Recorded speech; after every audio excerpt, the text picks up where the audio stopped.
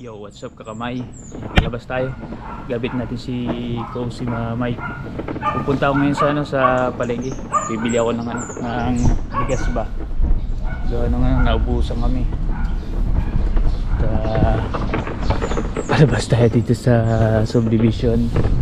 Yan si nanay, napakasipag niyan. Morning po, nay. Dami na naman basura.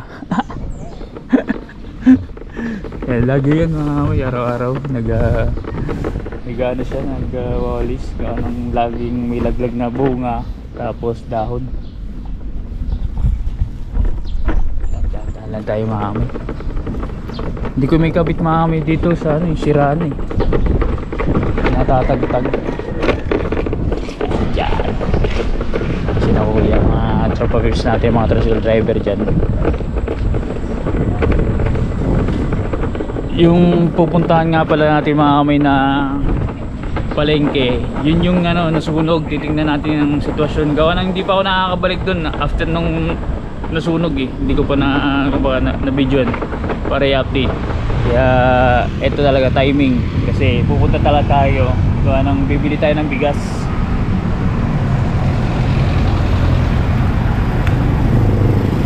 Signalize lang tayo mga kamay.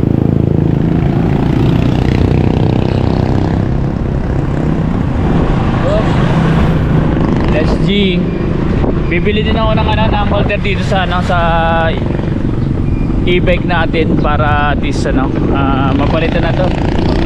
Natatagtag ba? Kasi nalalaglag yung GoPro natin punta na tayo sa palengke. Hawak lang natin yung GoPro. One hand na driving pero maya kita-kisa na tayo sa palengke. Dito tayo bibili ng bigas madadaanan natin yung nasunog na palengke.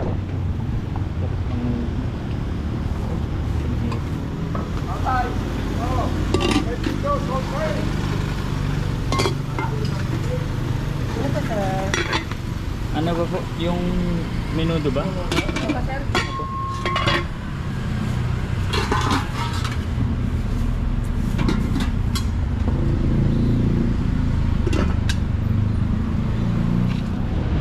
Yun mga kamay, bumili tayo ng ulam dito sa may malapit sa palengke. Ayan nakakabit. Tapos dadaan na rin tayo, bibili tayo ng bigas gawa ng na naubusan tayo ng bigas sa bahay. Yung sinahin ko hanggang ngayon na lang. So since na malapit na tayo sa palengke at madadaanan natin mga kamay yung nasunog. Gawa nung pumunta ako talagang nasusunog yung palengke. Ito na yung sitwasyon. Dito nag-viral siya si Tito Pogs sa nasunog sa pamilyang bayan ng Santa Cruz. Mismong palengke. Tingnan natin sitwasyon mga kamay. Tutuhan lang tayo mga kamay kasi nasa crossing tayo. Ayan na mga kamay. Yung lagi kong dinadaanan sa pag nagtitinda ako ng pares dito ako namimili. Wala na. Talagang ubos. Ayan talagang ayan na siya mga kamay. Dito nag-viral si Tito Pogs wala natira mga kamay. Halos kalahati ng palengke wala. Nalinis na ayan mga kamay, wala. Yung pharmacy na pinagbibila namin dyan wala din. Dyan lang kasi may gamot nun wala na sa iba sa mga merkero. Wala dito lang kaso na nasunog. Wala daw na isalba. Tapos ikot lang tayo, doon tayo bibili ng bigas natin sa suki. Dito ako madalas mga kamay namimili, madaling araw. Gamit ko si Nami. Nandito na yata si Tito Pogs Tito Pogs. Yan, ikot lang tayo mga kamay back to normal lang so na yung nasunog. Ito na natitira na kalahati. Dito tayo susukin natin. Dito ko nabili ng bigas Ate Cha, pabili. Yung yung basta yung pinalit dun sa Gold Cup. Yung binili ko nung nakaraan. Dilaw kayo ng tatay. Ay ito maganda. Ito bang tatay? Dilaw. Super Alsa? Oh. Hindi, ito maganda. Wala. Itong Ito, hindi man isang sako, ano lang, kilo lang muna. Pala. Kabibili ko lang ng ano ah. Kabibili ko lang ng nakaraan. Ilan? 10. Hindi ah, 2 kilo lang. Hindi pala. Ah, 2 kilos lang muna. Alam mo, kalahati sa ako. Ah, sa sunod. Ito si Ate Cha, munti ka ng ano. Ayan na lang mga kami, itong boundary na ito yung nasunog eh. Pero yun nga, siya ay nag-alsa balutan. Nanakawan ka, di ba? Nanakawan to eh. Ay. Bakit dadalawa? Tagdagan mo. Hindi, nung kailan ba ako bumili ano? Wala pang isang buwan na. Tagal-tagal pa. Tagal-tagal. Kay sa ano kasi, panggamit yun sa bahay, kay nanay. Ang ganda pala nito. Ganda. Ito. Hindi ba kayo dilaw? Pero ano naman ang laman? Dilaw lang. Yung ginawa ko dati sa Panalsa. Dati? Yung dati, kinuha. Pero parang mas ganda to. Pareho lang naman ang laman. Oo. Natry na kasi ni Mrs. na gustuhan niya. Magkano yun? Maganda din yun. Bayadan mo naman mga kami. Nag-vlog na ako Ate Cha kasi ano, kailangan Ayun, tusok muna natin dyan oh. Tinusok ko sa bigas ni Ate Cha. Dito talaga ako namimili sa kanya. Ever since na nagkakita ng ano, ng balay. Oo nga, magkita ka na ulit. Mag-iisipan ko. Mahirap mag-ano? Mura na ngayon ang bigas. Oo. Habang mura, magkita na. Wala nang tayong gamit eh. Oo nga, binayad mo na eh. Binenta ko na. Ingat eh. Sa sunod ulit pag ano. Oo, umaga lang ah. Wala akong tangali. Umaga na lang ako ngayon. Hindi ka na nag-ano? Wala na akong patulong. Oo. Tama na yun. Tingnan nyo mga kamay. Nagbubuhat yan. Senior na yan. Ay. Senior ka na dito, di ba? Ano? Oh! Senior na yan eh. Pero wala, hindi alam sa, ano, sa itsura. Kasi ano lang ito, laging masaya lang to eh. Sige. Sige ite, thank you. Bumalik na. Aba. Tingnan natin sa unahan mga kamay yung sitwasyon. Araw-araw ko dyan namimili eh. Ayan. Pasok na natin sa compartment si Bigas. Kailangan natin mag-grind mga kamay gawa ng ano, siyempre nasa challenge. Malaki to mga kamay yung ano natin, yung compartment ng e-bike ko. Madami dyan ang na naipapasok. Malalim saka medyo malaki. Kaya gusto mga kamay. Okay na okay yan. Tsaka nga pala mga kamay, yung hindi ko alam kung mag-update mamaya yung revenue kasi nung sinilip ko, 0 ayan oh. Baka gabi pa. Kailangan natin magpasok kay Japper o kay Pangit para may update mamaya kasi June 3 na ngayon eh. So, takboy na natin mamaya. Makikita pa natin dito yung kabilang side ng nasunog. Dito mga kamay yung parmasyo na wala na.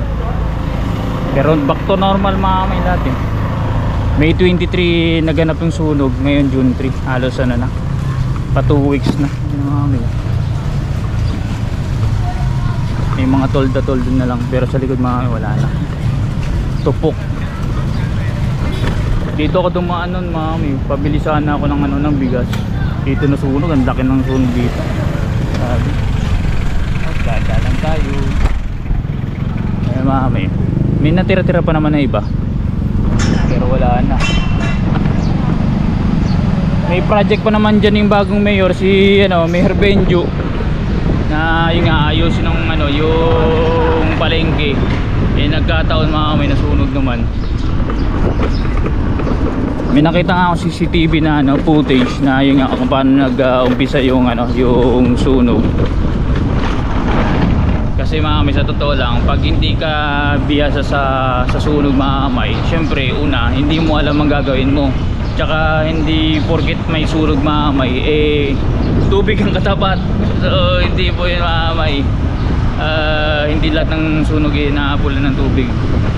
Dapat hindi lang yung tapon-tapon. Nakakatulong siya pero hindi sa ganung 100% na ano, na maapula mo kagad. So, tsaka pag dapat may knowledge ka. Yung sa bumbero kasi, yung tubig na yun, pressurized yun. May kasamang pressure yun, kaya mas matindi ang ano yun, ang pagbuga ng tubig. Pero yun nyo, bumbero na yan nahirapan pa. Much more yung ano lang, balde-balde. Tsaka pag ano, electrical medyo delikado pag sinabuyan mo ng ano, ng tubig.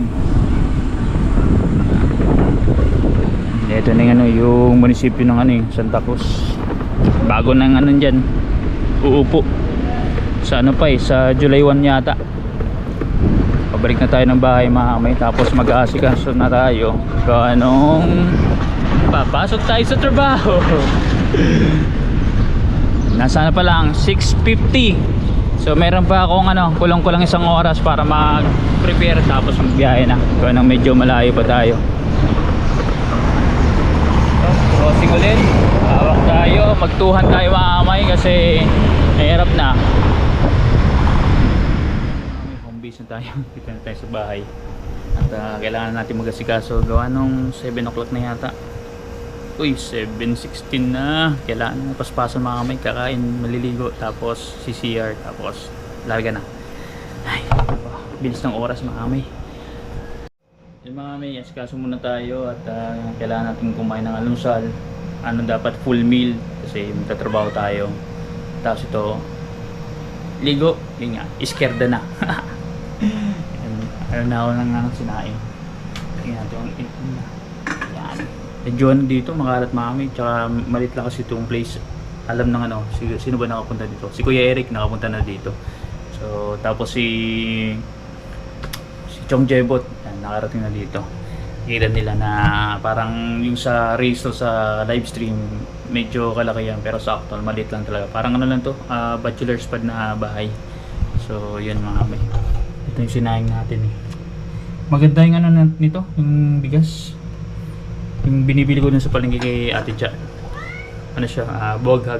Maganda yan. Maputi, tsaka hindi katigasan. Saktong-sakto lang mga may. Kumbaga, pangit kasi mami yung ano, yung hindi ko alam mami sa inyo kung gusto niyo yung medyo ano yung malikit-langkit. Pero sa amin kasi gusto namin medyo boghag. Saktuan lang yan yung kanin para masarap yung ano yung pagmuya mo ba. Kaya kain na tayo mga kamay at kumain na rin kayo dyan. Biling ulam lang tayo mga kamay, menudo tsaka pakpitong natin na nabili natin sa ano, sa may palengke. Kaya let's eat mga kamay. Yun mga kamay, kain na tayo. So syempre yung kanin, yung kape galing sa PC, tsaka itong binili kong ulam, menudo yata, bichado tsaka pakpe. Yan, kasama kami yan misis kasi nakaga rin siya, may lakad eh. Kaya kain na tayo mga kamay. Kita kits, kailangan mabilisan ko anong 7 plus na mga kamay. magsi 7:30 na. Kaya dapat baka larga ako dito lang bago mag alas 8. So hindi naman ba 8? 8, sakto yan. Kaya paspasan na naman mga kamay. Yun mga kamay, nakaprepare na tayo at palayas na tayo. At may lumilipad-lipad dito na bangaw, hindi namin alam kung saan galing. Mga kamay, nisprayan muna natin ng syempre yung #1 brand ng PC, Target. Yan, epektibo to sa mga langgam, sa mga fireflies. Alam mo yung fireflies ano.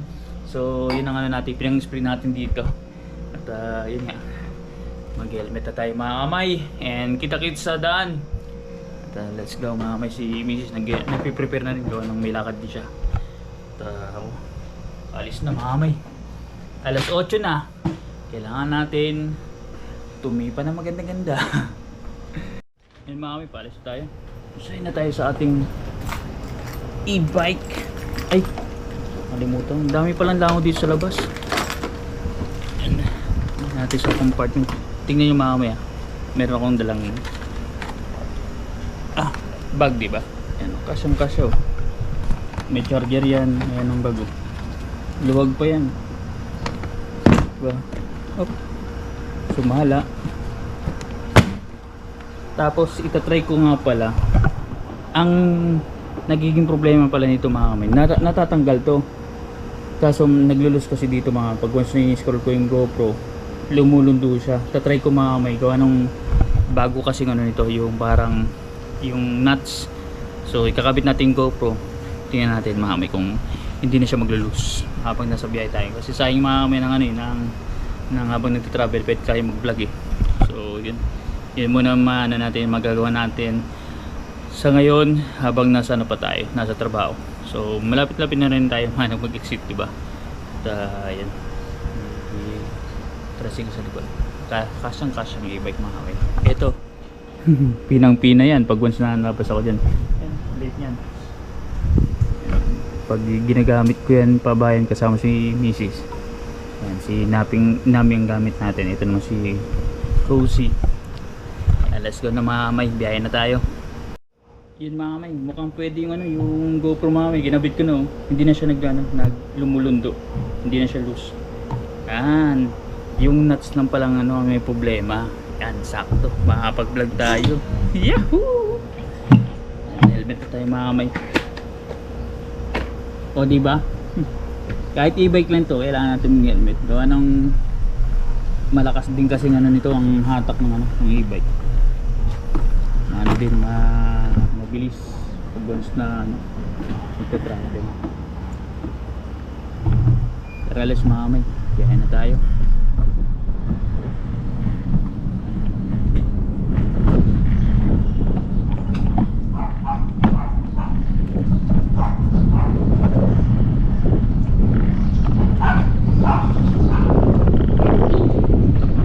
Iharap natin doon ang yung GoPro sa unahan.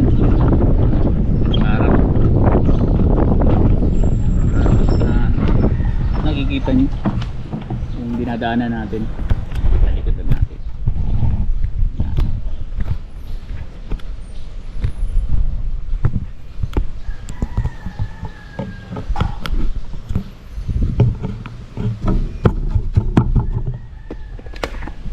Yan mga may, diba? Kita nyo na, biyahe na tayo. Dito bike seat. Yan, daming bunga ng mangga mamay, silaglagan. Hindi pa ako talaga nakaka-timing na nalaglag mismo. Kukunin ko talaga mamay, iuwi ko sa bahay. Dati dito ako nagka-tricycle. Kung wala pa akong e-bike na single, dito ako nakasakay papuntang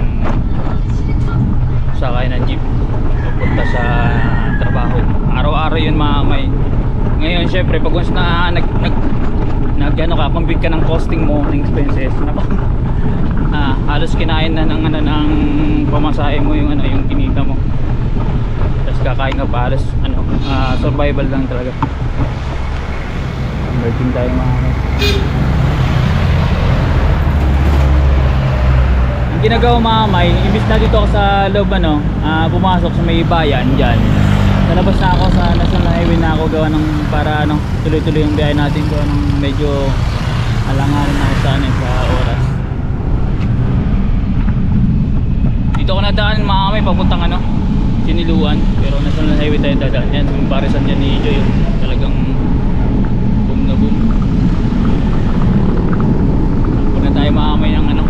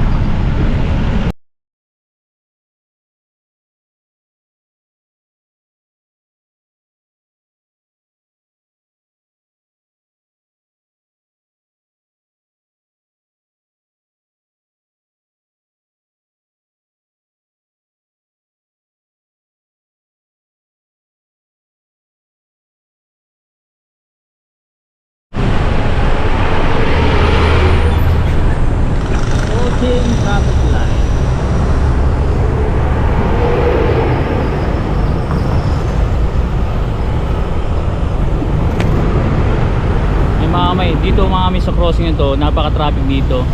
Isa sa mga siguro ano, parang project ng bagong mayor is lagyan ng ano, overpass para yung mga didiretso yung papunta sa ano, sa parting Lukban, ano, Quezon, ganoon, or papunta Manila, para hindi na sila maipit sa traffic. Kasi mostly kasi nagkakaroon ng ano dito ng parang bottleneck, ano, may kakaliwa, may didiretso, may kakanan. So parang gagawa ng ano, ng flyover ba? Yan.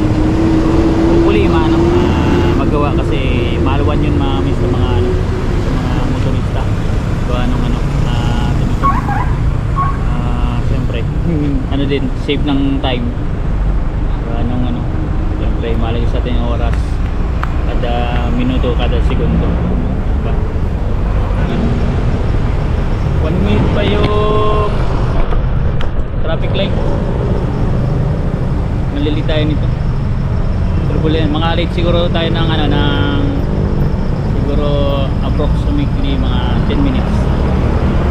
Ano yan, dito pa lang tayo sa National Highway ng ano, Santa Cruz. Pero mabilis lang mga may punta ka ng pila. Laguna. Init. Wala pa rin update. Sumilip ako sa YT Studio. Wala pa. Pag sisilip-silipin ko rin mga may gawa nung pagkatapos. Pag once na may update na, basta na kagad natin para hindi natin makalimutan. Day 1 pa.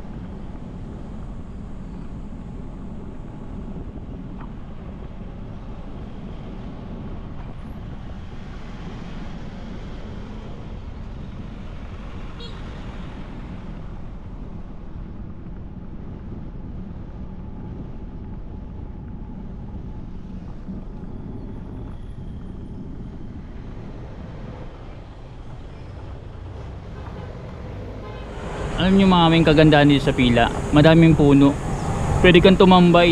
Ayan na nakikita nyo, mapuno dito, malamig kahit na ano, yung parang ang lakas ng sikat ng araw, malamig at malamig pa rin dito mga may. Sarap tumambay.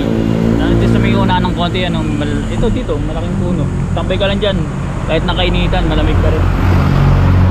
Ganda dito mga may, parang nagpreserve nila yung puno. Ang laki ng puno eh. Pwede na tayo mga ulit. Yeah.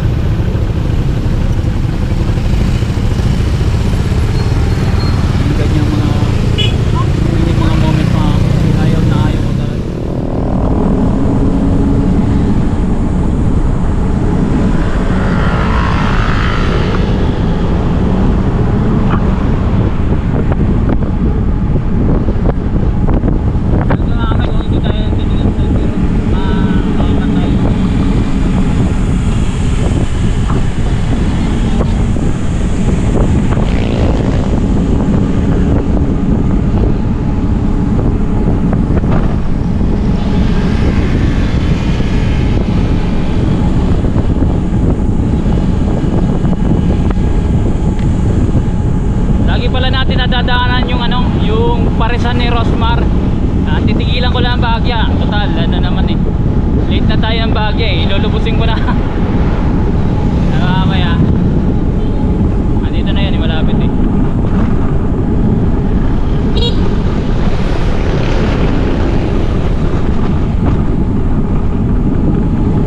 Talagang ano yan, mamay. Pinipilaan. Ayan, tigilan muna natin. Yan o. Yan ang ano, ang paresan ni Rosmar. Binibenta. Mainit lang eh. Yung mga may yan, tubigil muna tayo dito at yun. Ayun ang kay Rosmar na paresan. Dati blockbuster dyan, no? Pero binibenta na daw eh. Ano, may nakapaskil for sale 9,946 square meter, pin title. Kay Rosmar yan mga kamay, yung sikat na yung businessman. May mga ano, di ba, beauty products, tapos na pumasok sa pagpapares dito, dito sila ng pwesto.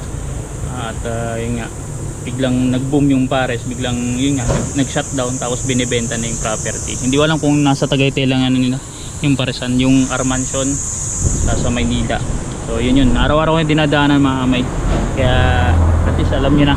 May tropa ako nagtatanong kung magkano daw yun eh. Halos ano pala, 9,946, malaki ano. Pero panigkapera ko.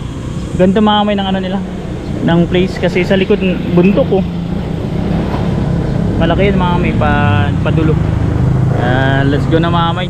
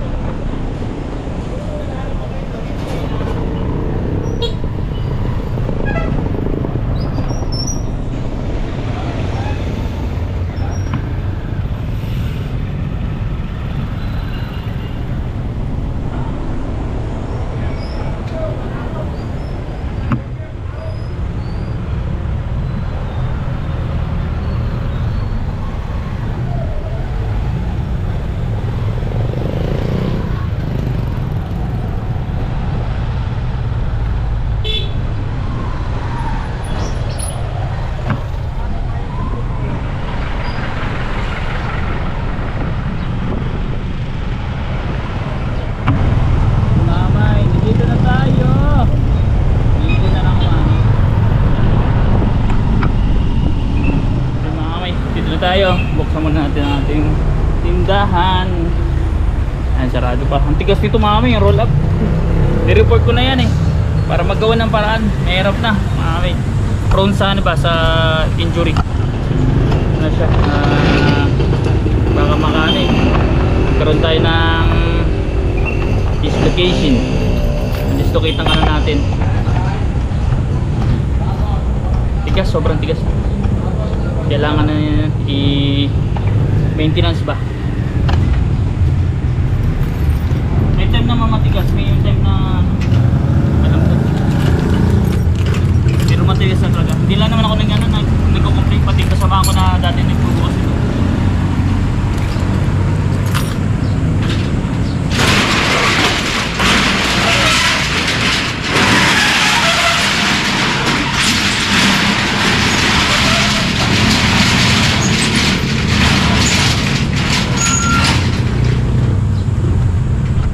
kailangan mo na ituon pataas.